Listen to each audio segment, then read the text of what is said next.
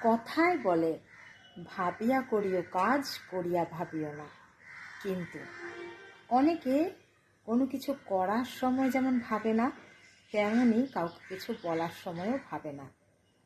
আসলে এই সকল মানুষগুলো এটা ভেবে বসে থাকে যে কোনো মানুষকে যা খুশি বলা যায়। আর এই সব মানুষগুলোই আবার এটা ভাবে যে তারা মানুষের সঙ্গে খারাপ ব্যবহার করবে, আবার যখন চাইবে ভালো ব্যবহার করবে। এটা কখনো হয় না। তোমার ইচ্ছা মতো মানুষ কখনো পরিচালিত হবে না। আর কতদিন মানুষ মানুষকে ক্ষমা করতে পারে? কোনো মানুষের স্বভাব যদি এরকম হয়, অভ্যেস যদি এরকম হয়, সে কথায় কথায় মানুষকে কোনো চিন্তা ভাবনা ছাড়াই, না ভেবে, কিছু বলার আগে মানুষকে কোনো কথা চিন্তা না করে কিছু একটা খারাপ বলে দিল।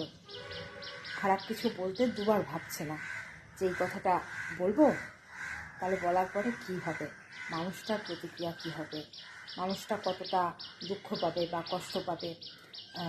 আসলে এরা এই সমস্ত কিছুই ভাবে না, শুধু ভাবে নিজের আত্মতৃপ্তির কথা, নিজের সুখের কথা, নিজের আনন্দের কথা। এই যে খারাপ কথাগুলো বলে মানুষকে, তাতে নিজে পরিতৃপ্ত হয়, আনন্দ পায়, সুখী হয়। তাতে মানুষের যতটাই দুঃখ হোক না।